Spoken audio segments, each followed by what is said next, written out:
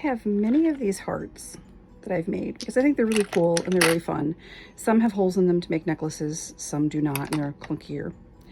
And what I'm planning to do is make a whole bunch more, and then while we're on vacation this summer, hide them on the islands. We're gonna do the Block to Cuddy to Martha's Vineyard to Nantucket trip, and I just think to hide 2 or 3 of these kind of hidden in plain sight on each of those islands would be fun, and it would be a great project for the kids. So that's next. Make a whole bunch more hearts, and I'm going to make a whole bunch more that have sea creatures embedded in them. I have this big bin of tech to scrap, so I'm going to sort through, and anything that's fairly large and usable for another project I'll put aside, but any of the scraps where you really can't use it for something else, I'm going to run it through my Frit pounder and then strain it or sift it through this multi-stage sift, and just get a whole bin of tech to Frit to work with, because you need a lot to put in the base of the mold and to put around the creatures to hold everything in place, and then finally to fill the mold. So that's up next. Pound a bunch of Frit.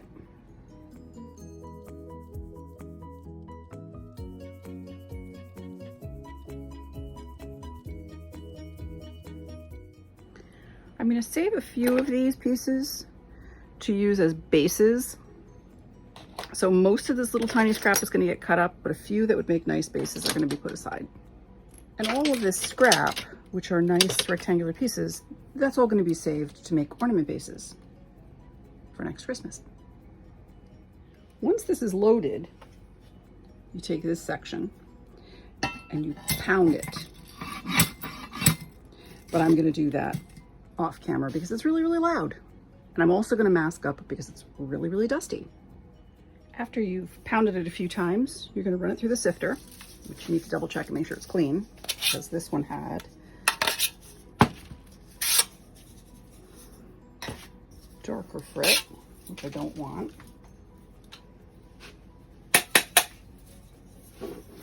And you want them the largest on the top, working the way down to the smallest, which will actually sift out powder. You stack your strainers after they're clean, pour in your Frit,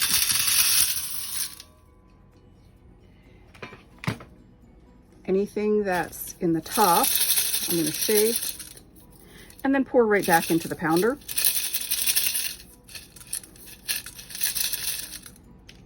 And you can see you've already got a really nice assortment of graduated Frits, which is what you need. But you can also see in the powder at the bottom, there are bits of the dark colored Frit that I had done earlier. So I will probably not use the powder for this because I don't want that dark Frit in there. And you pop it back in and pound it some more.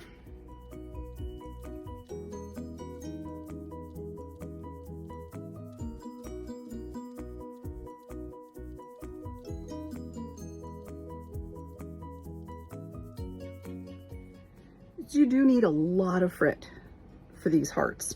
And you might be wondering, why doesn't she just buy tech to Frit? Because yes, you can do that. And yes, I'm aware of it. But I have this entire bin of pieces where some of it is usable, but some of it really isn't. And so instead of just disposing of it, I pound it into my own Frit when I'm using large amounts that don't have to be absolutely crystal clear, that don't have to be perfect, that don't, better to use it up than waste it. The final step when you're pounding Frit this way is to take the magnet that I store on the handle and just run it through the Frit, because you will get little metal scraps from the Frit crusher. It will break off or will scrape off little bits. And it's hard to see, but there are little bits of metal that come off. And you just go through your Frit and dispose of them. You usually find most of them. You find most of them in the powder. So I usually do not use the powder. Once I get down to the powder stage, I usually just dispose of that, because those are little metal bits in there. And you can see on the bottom, there's this piece that sticks out further. So when you're pounding frit, it's good to either turn this, or I put it on my spinny chair and I turn the chair as I'm pounding frit. Feel on the bottom, there's roughness where the little bits of metal have been broken off of this. So you definitely do have to use a magnet if you're going to use the powder.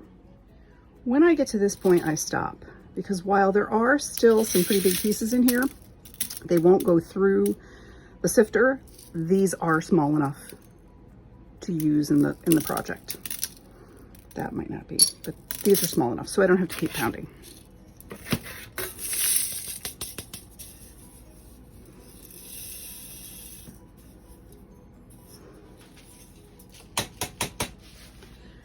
I did once make the mistake of using this for, well, I say mistake, it turned out really well, but I used dichroic, and the dichroic glass actually gets caught in the edge of the sifter, and it interferes with using it, the smaller, like this grade, which is not quite powder, but this will be contaminated with dichroic, which for the undersea hearts is going to be perfect, because then it looks like bubbles. But it will look like little silver bubbles in the clear glass if you have dichroic contamination in your sifter. So knowing that, you just use it wisely. The first step after spraying these with boron nitrate, making sure they're clean and dust free, is to put a base for the glass to rest on. So you're going to find pieces that will fit and lay flat in the bottom of the heart, because you want something that you can rest the Murrini on, so the Murrini will not move. So you get it in there flat, and then you can start building your Murrini on top of it.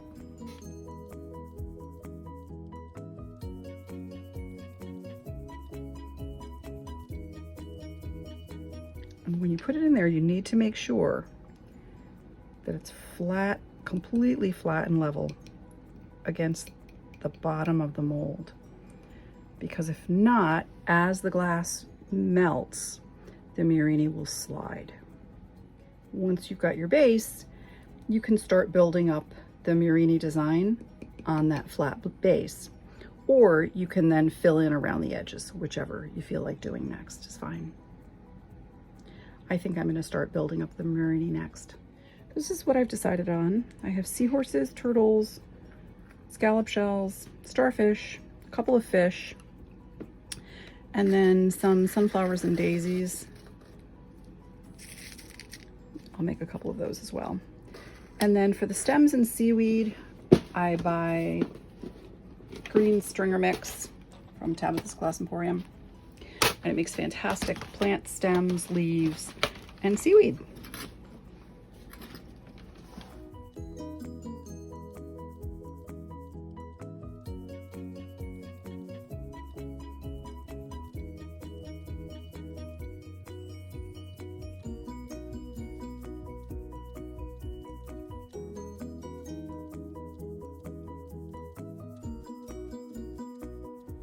Once you've got your seam pretty well done, and these are not done yet, but I just wanted to stop and share this, you need to turn the mold so that you can see where this peg is. That's going to be your hanging point. So you need to make sure that you're placing things so that when it hangs on a cord, everything is oriented properly. If you just go from the point of the heart to the bottom downward point of the heart, it could be crooked. So you need to make sure you take a look. And once you've done that, and it's where you like it, and you've got all the pieces of Murrini you want, then you're going to go in and you're going to backfill with the smaller pieces of Tecta to pack it in so everything will stay in place as it starts to warm and melt and move around.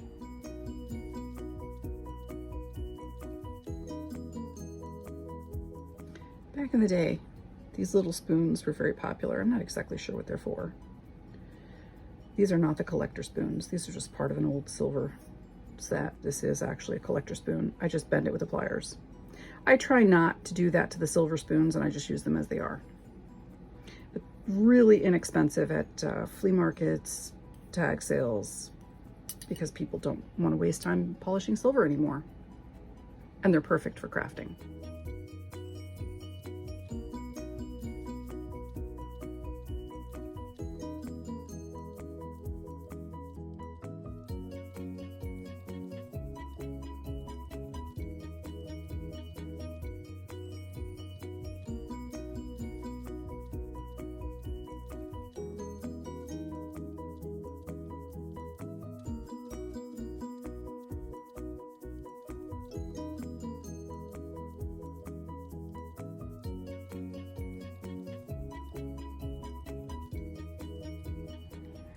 All of these molds have fill weights, and I completely ignore them. If you're doing just a scrap heart, I'm sure the fill weights work fine. But if you're embedding Murrini, they're not going to work as well because you're using tiny little pieces. So you fill the mold, but you have to avoid that little peg.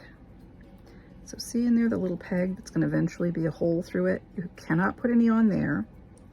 This one I covered, so I have to be careful that I move those out of the way. Don't want that peg covered. And you do want water level plus heaped up in the middle, because there's a lot of airspace and you'll end up with a heart that's not full if you don't heap it up in the middle. And this tray, once I finish checking that I have not covered the posts and I have enough glass, this one is ready for the kiln. And you'll notice that I put some bigger pieces on top. That will help because there's no airspace or very little airspace in those larger pieces. So that'll give it more mass.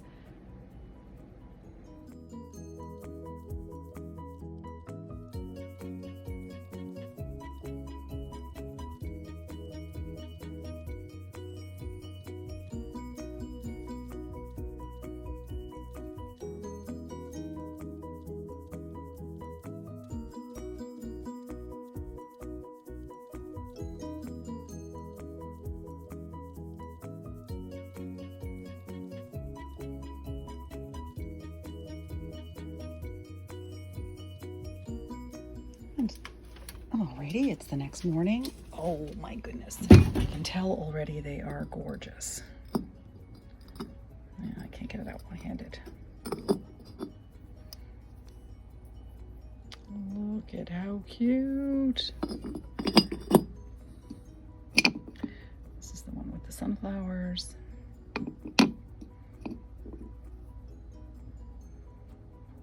There's a seahorse and a starfish. Very, very nice. Two little turtles. Oh my goodness, these are so cute. And then I have one that was just a big starfish.